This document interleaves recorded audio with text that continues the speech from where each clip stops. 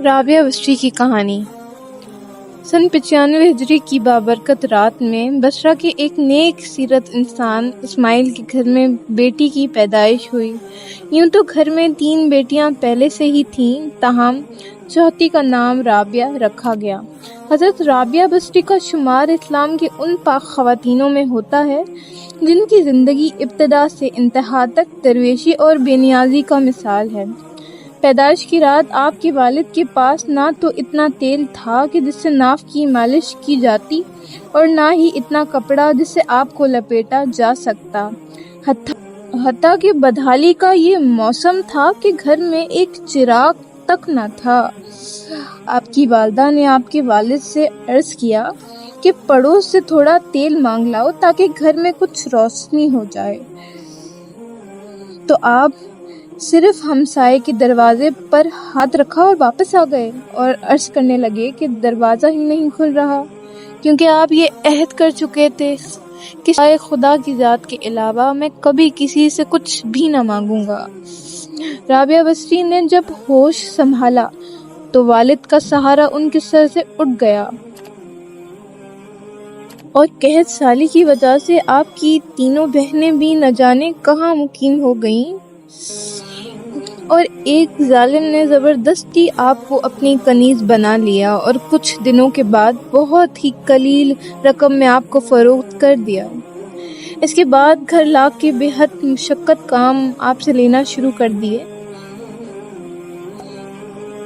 ایک مرتبہ آپ کہیں جا رہی تھیں کہ کسی نامحرم کو اپنے سامنے دیکھ کر اتنا زور سے گریں کہ آپ کا ہاتھ ٹوٹ گیا۔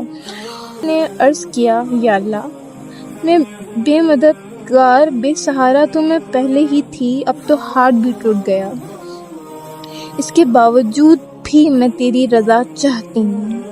چنانچہ اندرونی غیب آئی، اے رابعہ غمگین نہ ہو، کل تجھے وہ مرتبہ حاصل ہوگا کہ فرشتے تجھ پر رش کریں گے۔ یہ سن کر آپ خوشی خوشی اپنے مالک کے یہاں پہنچیں، اور آپ کا یہ معمول رہا کرتا تھا کہ دن بھر روزہ رکھتی اور رات بھر اللہ تعالیٰ کی عبادت میں گزار دیتی۔ ایک شب آپ کے مالک کی آنکھ کھلی تو اس نے حیرانی سے چاروں طرف دیکھا تو ایک کونے میں آپ کو سجدے میں پایا اور آپ کے ادھر ادھر نور دیکھا، جبکہ آپ اللہ تعالیٰ سے عرض کر رہی تھیں کہ اگر میرے بس میں ہوتا تو ہر وقت تیری عبادت میں گزار دیتی، کیونکہ تو نے مجھے غیر کا منکون بنا دیا ہے، اسی لیے تیری بارگاہ میں دیر سے حاضر ہوتی ہوں۔ یہ سن کر آپ کے آقا بہت پریشان ہو گئے اور یہ عہد کر لیا کہ مجھے تو اپنی خدمت لینے کے بجائے بلکہ ان کی خدمت کرنی چاہیے۔ چنانچہ صبح ہو گئی، آپ کو آزاد کر دیا گیا کہ آپ اگر یہاں قیام کرنا چاہتی ہیں تو میرے لیے باعث کرام ہے، اور اگر آپ جانا چاہتی ہیں تو اس کا اختیار آپ کو ہے۔ یہ سن کر آپ حجرے سے باہر نکل آئیں، ذکر شغل میں مشغول ہو گئیں۔ آپ شب روز میں 1000 رکعتیں پڑھا کرتی تھیں اور گاہے بگاہے حضرت حسن بصری کے واعظ میں بھی شریک ہوتیں۔ ایک روایت میں یہ بھی ہے کہ ابتدا میں آپ کھاٹھی بجاتی تھیں، اس کے بعد توبہ طوائف ہو کر جنگلوں میں گوشہ نشینی اختیار کر لی۔ آپ نے علومی ظاہری حاصل کرنے کے لیے کوفے کا رخت سفر باندھ لیا، جو اپنے وقت میں بہت بڑا علمی مرکز تھا۔ وہاں سے پہلے آپ نے قرآن حکیم حفظ کیا، اس کے بعد درویشی اور حدیث کی تعلیمات حاصل کی، اتنی مہارت حاصل کی کہ آپ کا وعظ سن کے بڑے بڑے محدثین، بڑے بڑے فقیہ حیران رہ جاتے تھے۔ ان کی بارگاہ معرفت میں بڑے بڑے علماء اور صوفیہ حاضر ہوتے تھے۔ ان میں صف فہرست امام سفیہ ثوری ہیں، جنہیں ام المومنین فی الحدیث کہا جاتا ہے۔ اس کے علاوہ حضرت مالک بن دینار رحمۃ اللہ علیہ بھی حضرت رابعہ بصری سے نہایت عقیدت رکھتے تھے۔ حضرت رابعہ بہت ہی کم گفتگو کرتی ہیں، اگر کوئی سوال پوچھ ہی لیتا تو مختصر جواب دیتی، ہر بات پہ قرآنی آیتوں کا حوالہ دیتی۔ جب لوگوں نے اس کی وجہ پوچھی تو فرمانے لگی، انسان جو کچھ بولتا ہے اس سے فرشتے لکھتے ہیں، قرآنی آیتوں کے علاوہ کچھ نہیں بولتی۔ کہ کہیں میرے منہ سے کوئی بری بات نہ نکل جائے جسے فرشتے لکھ لیں۔ امام غزالی رحمۃ اللہ علیہ اپنی کتاب احیاء علوم الدین میں فرماتے ہیں، حضرت رابعہ بصری نے اپنے اشعار میں غرض اور آرزو کی جس بحث کا ذکر کیا گیا ہے اسے مراد اللہ تعالیٰ کے احسان اور اللہ کے انعام ہیں جو اپنے بندوں پر رواں رکھتا ہے، اور جس حب الہی کا ذکر کیا گیا ہے اس سے مراد دیدار الہی اور جمال خداوندی ہے، اور یہی محبت سب سے بہتر اور بدتر ہے۔ ایک دفعہ لوگوں نے آپ سے سوال کیا کہ آپ نکاح کیوں نہیں کرتی؟ تو فرمایا، مجھے 3 باتوں کا اندیشہ ہے، اگر ان میں سے نجات مل جائے تو میں نکاح کر لوں۔ پہلا یہ کہ مرتے وقت ایمان سلامتی لے جاؤں گی یا نہیں؟ لوگوں نے کہا معلوم نہیں۔ آپ نے فرمایا کہ دوسرا یہ، میرا اعمال نامہ دائیں ہاتھ میں دیا جائے گا یا بائیں ہاتھ میں؟ اور تیسرا یہ، قیامت والے دن ایک گروہ کو بشت میں دائیں طرف سے لے جایا جائے گا اور دوسرے گروہ کو بائیں طرف سے، تو میں کس جانب سے جاؤں گی؟ لوگوں نے جواب دیا کہ ہمیں تو اس بارے میں علم ہی نہیں ہے۔ تو حضرت رابعہ بصری فرمانے لگیں، جسے اتنے سارے غم ہوں وہ عورت شوہر کی خواہش کیسے کر سکتی ہے؟ ان کا دل ہر وقت خوف الہی سے معمور رہتا تھا، وہ اپنی خوف جہنم اور خواہش جنت سے بے نیاز ہو کے خدا کو یاد کرتی۔ ان کا عقیدہ یہ تھا کہ خدا کو یاد کیا جائے کیونکہ وہ وحدہ لا شریک ہے، اس کی محبت کا مقصد باری تعالیٰ کی خوشنودی حاصل کرنا ہو، اس کا دیدار حاصل کرنا ہو۔ آپ ہمیشہ رویا کرتی تھیں، فرماتی تھیں کہ میں نے صرف ایک اللہ ہی سے محبت کی ہے، ڈرتی ہوں مرتے وقت آواز نہ آئے کہ اے رابعہ تو ہمارے لائق نہیں۔ اب ہمیشہ کھردرے کمبل کا کرتا پہنتی اور وصیت فرماتی کہ مرنے کے بعد اسی میں دفن کی جاؤں۔ ان کے انتقال کے بعد ایک خاتون نے انہیں خواب میں دیکھا، بہت ہی قیمتی ریشم کا کرتا پہنے ہوئے تھی۔ خاتون نے سوال کیا کہ کمبل کا کرتا کہاں گیا؟ تو جواب میں کہنے لگی، رحمان نے اس کرتے کے بدلے یہ کرتا عطا فرمایا ہے۔ اس عورت نے کہا، قرب الہی کے حصول کا کوئی طریقہ بتائیں۔ تو جواب میں کہنے لگی، قرب الہی کے یاد الہی سے بہتر کوئی چیز نہیں۔ آپ اکثر اشعار پڑھا کرتی تھیں جن کا ترجمہ کچھ یوں ہے، اے میرے آقا، بندے خلوتوں میں تیرا قرب ڈھونڈتے ہیں، تیری عظمت کی گیت سمندر میں مچھلیاں گاتی ہیں، تیرے مقدس جلال کی وجہ سے موجیں ایک دوسرے سے ٹکراتی ہیں، دن کی روشنی ہو یا رات کی تاریکی، گھومنے والا آسمان ہو یا منور چاند یا ستارے، سب تیرے آگے سجدہ کرتے ہیں، اور ہر چیز ایک اندازے کے مطابق ہے کیونکہ تو غنی ہے اور قہار ہے۔ وہ اپنی دعائیں اپنے اشعار کے ذریعے بیان کرتی تھیں، اس دعا کو اکثر راتوں کو چھتوں پر جا کر پڑھا کرتی تھیں، اے میرے مالک، ستارے چھپ رہے ہیں اور سب لوگوں کی آنکھیں نیند سے بند ہیں اور ہر کوئی اپنی خلوت میں ہے، میں یہاں تیرے ساتھ اکیلی ہوں۔ اے میرے مالک، اگر میں دوزخ کے خوف سے تیری عبادت کروں تو تو مجھے دوزخ میں جھونک دے، اور اگر میں جنت کی توقع میں تیری عبادت کروں تو تو مجھے جنت سے محروم کر دے، لیکن اگر میں محض فقط تیری خاطر عبادت کرتی ہوں تو مجھ سے اپنے حسن لازوال کو پوشیدہ نہ رکھنا۔ وہ فرمایا کرتی تھیں، کوئی انسان کس طرح توبہ کر سکتا ہے کہ جب تک اس کا مالک اس کو توفیق نہ عطا کرے اور قبولیت نہ بخشے، اگر وہ تمہاری طرف رخ کرے گا تو تم بھی اس کی طرف رخ کرو گے۔ فرماتی تھیں کہ اللہ تعالیٰ سے قناعت پسند دل مانگو، یہ بہت بڑی نعمت ہے۔ دل کو قابو رکھنا اور اختیار ہونے سے پر ناجائز خواہشوں کو روکنا مردانگی ہے۔ ایک مرتبہ لوگوں نے عرض کیا، آپ بھی شیر بیانی اس قابل ہے کہ آپ کو مسافر خانے کا نگران مقرر کر دیا جائے۔ تو فرمایا کہ میں تو خود ہی اپنے مسافر خانے کی محافظ ہوں، کیونکہ جو کچھ میرے اندر ہے اسے باہر نکال دیتی ہوں، اور جو کچھ میرے باہر ہے اسے اندر نہیں جانے دیتی۔ اس لیے مجھے اس کی آمد و رفت سے کوئی سروکار نہیں، کیونکہ قلب کی نگہبان ہو، خاکی جسم کی نہیں۔ ایک مرتبہ آپ سے سوال کیا گیا کہ آپ ابلیس کو دشمن تصور کرتے ہیں؟ فرمایا کہ میں تو رحمان کی دوستی میں مشغولیت کی وجہ سے ابلیس دشمن کا تصور ہی نہیں کرتی۔ عالم خواب میں حضور اکرم صلی اللہ علیہ وآلہ وسلم آپ سے فرمایا کہ تم مجھے محبوب رکھتی ہے، تو رابعہ نے عرض کیا وہ کون بد نصیب ہوگا جو آپ کو محبوب نہ رکھتا ہو؟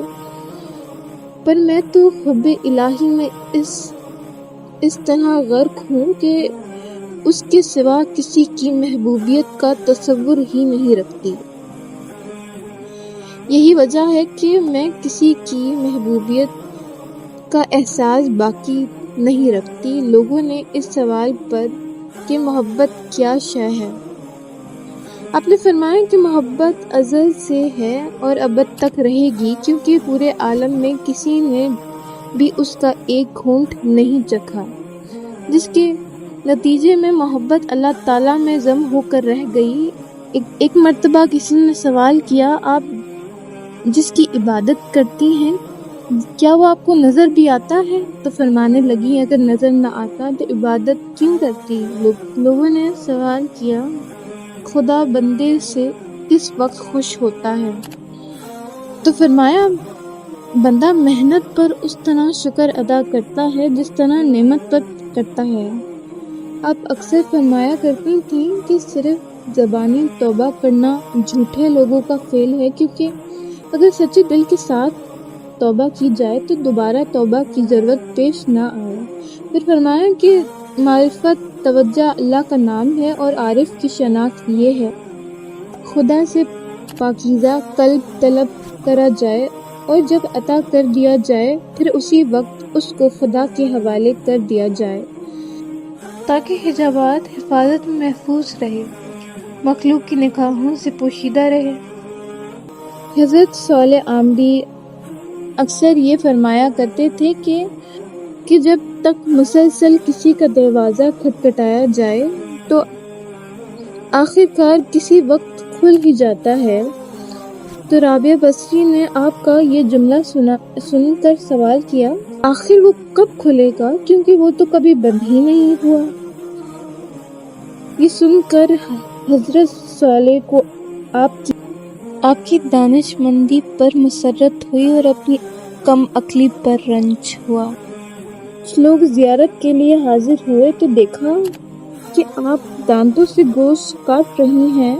انہوں نے سوال کیا کہ آپ کے یہاں چاقو یا چھری نہیں ہے جو دانتوں سے کام لے رہی ہیں؟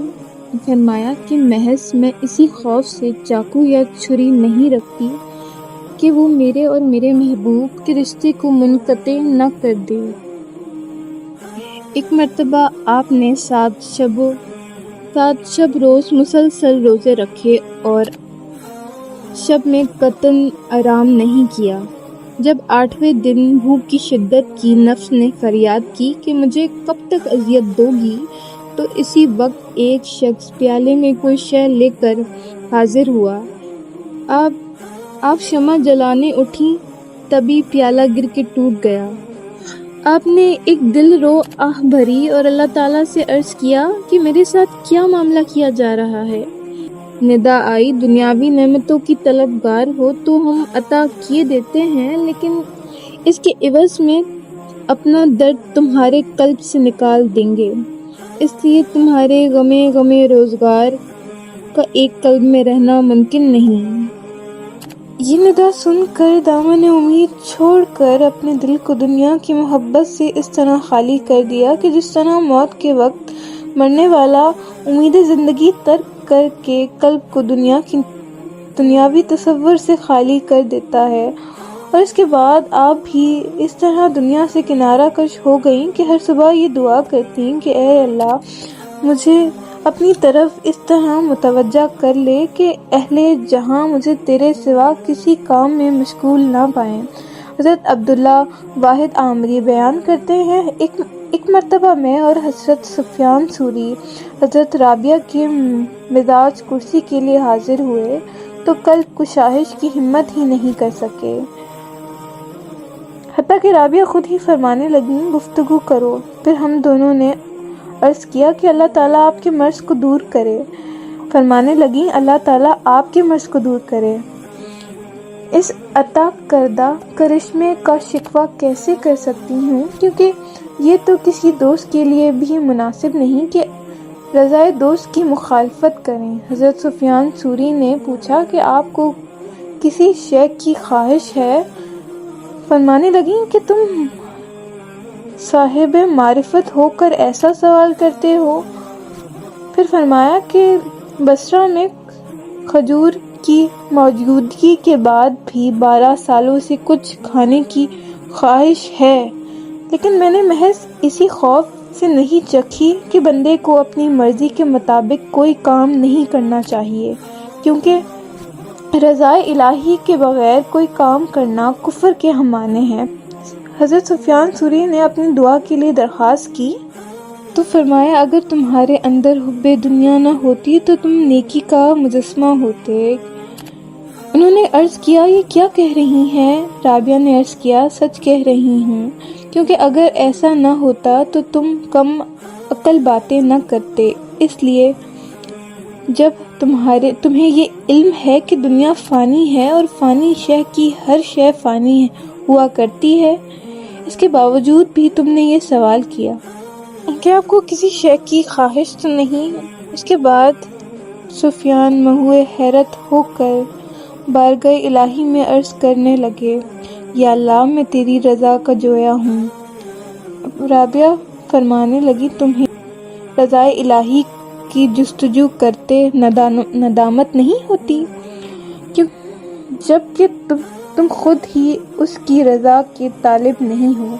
حضرت مالک بن دینار کہا کرتے تھے ایک مرتبہ بملاقات رابعہ کے یہاں پہنچا تو دیکھا کہ آپ ایک ٹوٹے ہوئے مٹی کے لوٹے سے وضو کرتی ہیں اور پانی پیتی ہیں، اور ایک بوسیدہ چٹائی ہے جس پر آپ اینٹ کا تکیہ لگا کر سوتی ہیں۔ عرض کیا میرے بہت سے عجائبات مالدار ہیں، اگر آپ اجازت دو تو ان سے آپ کے لیے کچھ طلب کروں؟ تو سوال کیا کہ مجھے اور تمہیں دولت مندوں کو رزق عطا کرنے والی ایک ذات نہیں؟ درویشی کو ان کی غریبی کی وجہ سے اس ذات نے فراموش کر دیا ہے۔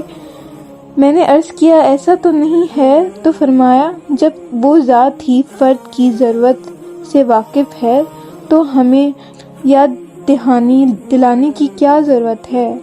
ہمیں اس کی خوشی میں خوش ہونا چاہیے۔ مشائقین بصرہ میں ایک شیخ آپ کے یہاں جا کر بیٹھ گئے اور بیٹھے بیٹھے دنیا کی شکایتیں کرنے لگے تو رابعہ نے فرمایا کہ غالباً آپ کو دنیا سے بہت لگاؤ ہے، کیونکہ جو شخص جس سے زیادہ محبت کرتا ہے اس کا ذکر بہت زیادہ کرتا ہے۔ آپ کو دنیا سے لگاؤ نہ ہوتا تو آپ دنیا کا اس قدر ذکر نہ کرتے۔ وفات کے وقت آپ نے مجالس میں آپ نے حضور مشائقین سے یہ فرمایا آپ حضرت یہاں سے ہٹ جائیں، ملائکہ کے لیے رستہ چھوڑ دیں۔ چنانچہ سب باہر آ گئے اور دروازہ بند کر دیا۔ اس کے بعد اندر سے آواز سنائی دی کہ اے مطمئن نفس اپنے مولا کی جانب لوٹ چل۔ کچھ دیر بعد اندر سے آواز آنا بند ہو گئی تو لوگوں نے اندر جا کر دیکھا تو روح کفن انصری سے پرواز کر گئی تھی۔ مشائقین کا قول ہے رابعہ نے خدا کی شان میں کبھی کوئی گستاخی نہیں کی اور نہ ہی کبھی دکھ سکھ کی پرواہ کی اور نہ ہی کبھی مخلوق سے کچھ طلب کرنا تو دور کنار مالک حقیقی سے بھی کچھ نہیں طلب کیا اور انوکھی شان کے ساتھ دنیا سے رخصت ہو گئیں۔ اللہ تعالیٰ ہم سب کو قلب سلیم عطا فرمائے اور اللہ تعالیٰ ہم سب کو حق کو پہچاننے کی توفیق عطا فرمائے۔ ان اللہ و ان الیہ راجعون۔